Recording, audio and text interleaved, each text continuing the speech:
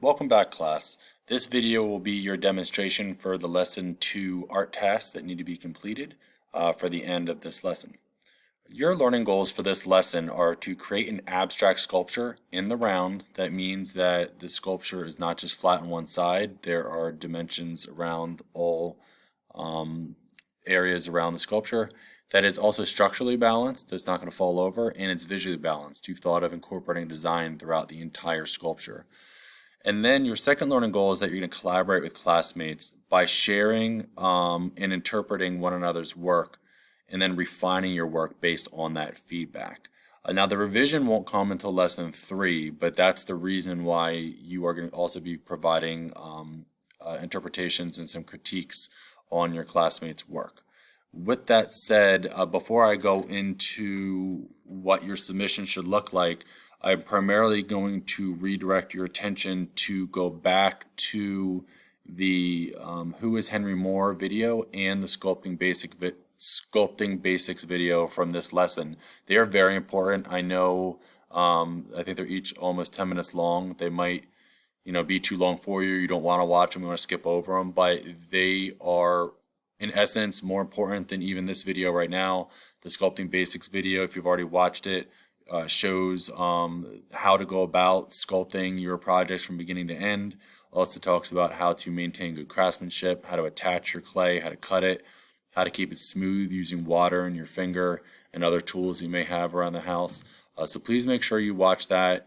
And secondly, the Who is Henry Moore video. He was the artist that we discussed about at the end of lesson 1, who's a famous sculptor who did many abstract sculptures, who is a perfect reference for this unit in creating an abstract form that represents a greater idea and purpose, basically something that inspired the piece itself. So please make sure you watch that. That'll give you a bunch of ideas as to how to go about even creating that sculpture.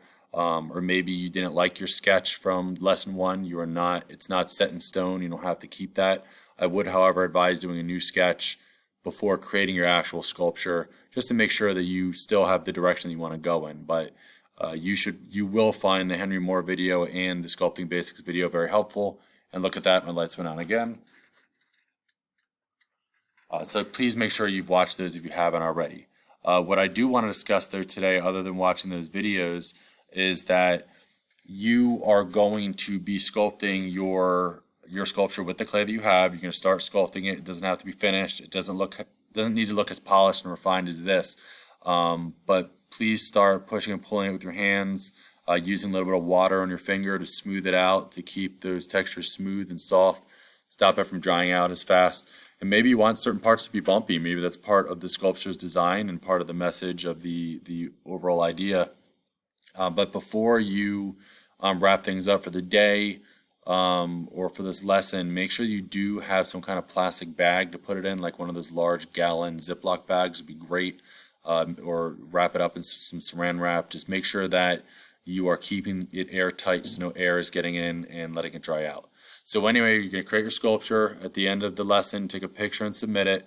It should be done within reason. It doesn't have to be 100% done, but it should be mostly done, with the exception of some changes. And once you post it, you can even post it with a description saying, this is my sculpture, I'm almost done, I plan on adding or changing this, this, and that. And then another one of your classmates is going to respond to your sculpture, and they're going to give feedback. So they're either going to give some kind of feedback that represent no changes needed, or that some changes are needed. And down below on this slide, I have 2 different responses. So if you see someone's sculpture you think is perfect, you could say something along the lines of, your sculpture looks structurally and visually balanced, since that's what we're trying to do with these sculptures.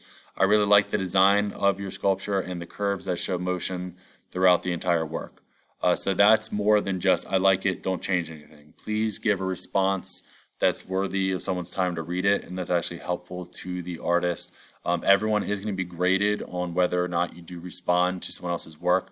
So when I go on at the end of the lesson, I should see response from everyone.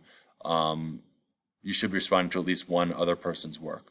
If you as an artist did not receive someone's feedback, I will make sure to give you some, so you at least have that feedback that you can build on. And if you are on and you've noticed that there's 7 different artworks there, and there are 3 with comments and 4 without. Comment on one of the ones without comments. You want to make sure everyone has that feedback. Please don't double up someone's comment unless for some reason you don't have a choice. All right, and as far as some changes are needed, you could say something like, I really like the design of your sculpture. It really grabs my attention and makes me want to see it in person. Based on what I can see from your photo, I question if your sculpture is structurally balanced. I would thicken some of the bottom curves of your sculpture to help keep it balanced and flat. I would also recommend smoothing out some of the areas with water to eliminate some of the cracks in the clay. This will help the craftsmanship or the quality of production. Great job overall. I can't wait to see the finished product. Those are both examples of proper responses. So again, you are building your sculpture with the clay. You are also responsible for responding to someone's post in the in that assignment. Actually, that will look like, sorry guys, where are we? This is lesson 2, right? So that will be, you will post everything here under lesson 2 progress photos. You post your photo there and your response underneath. So it'll look something like that. Let me go back to this here. I believe that's it. Let me see something real quick. I might be jumping ahead here. But this is what it should look like. I think I did jump ahead. Your post looks something like this, where your picture is here, and then another student has typed underneath. You hit the reply button, and then you type your reply on the project. That's how it should look.